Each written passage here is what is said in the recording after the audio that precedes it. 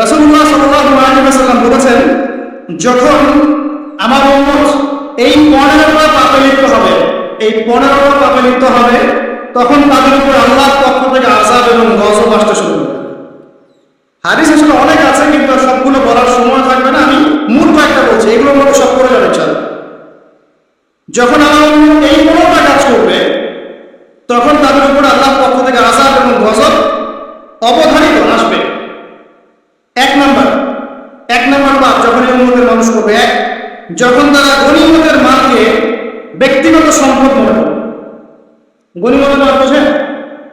রাষ্ট্রীয় সম্পদ, public property, এটাকে যখন মানুষ ব্যক্তিগত সম্পদ মনে করে ব্যবহার করা শুরু করে, এটাকে মিল পাওয়া যায়? আচ্ছা।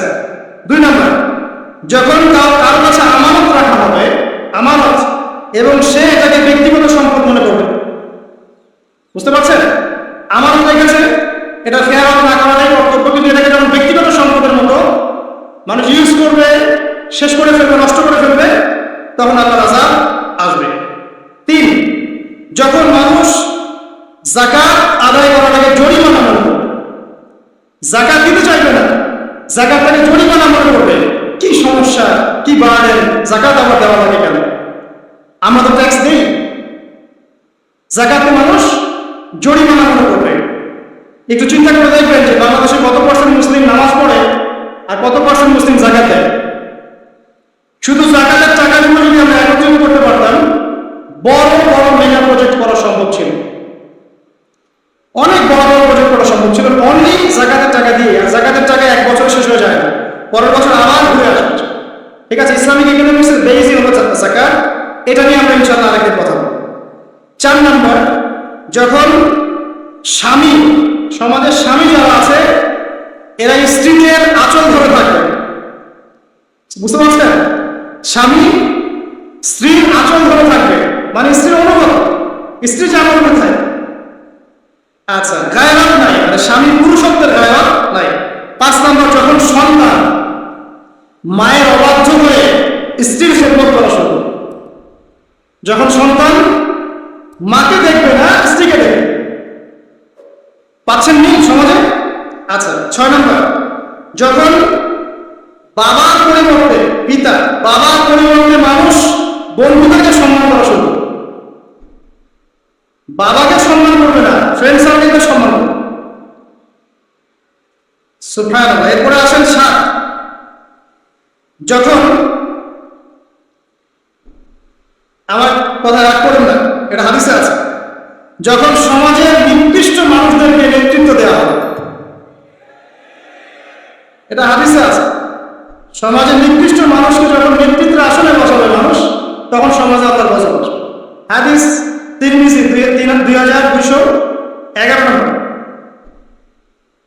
এরপরে 8, নবী সাল্লাল্লাহু আলাইহি ওয়াসাল্লাম বলেন, যখন কোনো ব্যক্তিকে সম্মান করা হবে তার টর্চার থেকে বাঁচার জন্য, যখন কোনো মানুষের সম্মান করা হবে তার শাস্তি থেকে বাঁচার জন্য, মানে মানুষ মন থেকে সম্মান আসছে না, ভয় এবং সম্মান হচ্ছে, এই অবস্থা যখন আসবে তখন আল্লাহর আযাব আসবে। তারপরে 9, যখন মসজিদের মধ্যে, দেখবেন অনেক মসজিদ আছে বাংলাদেশে, মসজিদের মধ্যে হট্টগোল বেড়ে যাবে, মসজিদের মধ্যে হট্টগোল বেড়ে যাবে, আর মসজিদগুলো হবে চাকচিক্যময়, হেদায়েত উঠে যাবে। মসজিদ হবে চকচকা, তাজমহলের মতো একটা, কিন্তু হেদায়েত উঠে যাবে, মসজিদে হট্টগোল বেড়ে যাবে। 11, যখন পুরুষেরা রেশমি কাপড় পরবে, পুরুষেরা সিল্কের রেশমি কাপড় পরবে, পুরুষের জন্য স্বর্ণ আর রেশমি কাপড় পরা হারাম। এখন পুরুষের অনেকে স্বর্ণ পরে, রেশমি কাপড় পরে, এটা মহিলাদের চলে যায়। এরপরে 12, যখন প্রকাশ্যে মদ্যপান করা হবে, আর মদ্যপানের মধ্যে ভাই সিগারেটও পড়ে, আপনার গাঁজা ইয়াবা সবই পড়ে। যারা প্রশাসনে আছে, আমাদের এখানে অনেক ভাই প্রশাসনে আছে, তারা জানে যে মাদক দ্রব্য নিয়ন্ত্রণ করতে তাদেরকে কত হ্যাসেল করতে হবে। আর এমন এমন কেস আসে যে মানুষ আপনি কল্পনা করতে পারেন। যে আমি একটা বলেছিলাম যে এমন একটা যুগে আমরা বাস করছি যে এমন পাপ মানুষ করছে এখন, যা না কোনো চোখ দেখেছে, না কোনো কান শুনেছে, না কোনো মন কল্পনা করেছে, এমন পাপ করছে। যখন প্রকাশ্যে মদ্যপান করা হবে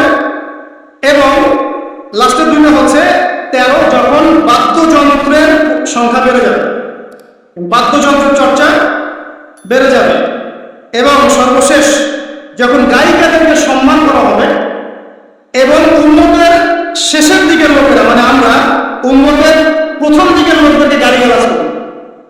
বুঝতে পারলেন? যখন মাদক দ্রব্য প্রকাশ্যে পান করা হবে, যখন আপনার রেশমি কাপড় পুরুষেরা পরবে, যখন বাদ্যযন্ত্র তৈরি করা হবে, চর্চা করা হবে এবং গায়িকাদেরকে সম্মান করা হবে, এবং যখন এই উম্মতের শেষের মানুষেরা উম্মতের প্রথম দিকের মানুষদেরকে গালিগালাজ করবে। সাহাবীরা কি জানতো? আয়েশা রাদিয়াল্লাহু আনহার চরিত্র মুখ ছিল, এই ছিল, সে ছিল, ইত্যাদি। নাউযুবিল্লাহ। এই কথাগুলো এখন আসলে এই হাদিসে যে 15টা পয়েন্ট আছে, আমি বেশি হাদিস আনি না, আমি নিজে পড়েছি সবগুলো, কিন্তু আনিনি বেশি হাদিস, এতগুলো বলার সময় নাই। এই একটা হাদিস কি যথেষ্ট না? হাদিসে রাবি আলী রাদিয়াল্লাহু আনহু তিনি বলছেন, যখন এই আমলগুলো সমাজে বেশি বেশি চালু হয়ে যাবে, তখন কি হবে? নবী সাল্লাল্লাহু আলাইহি ওয়াসাল্লাম বলছেন যে তখন জমিনের মধ্যে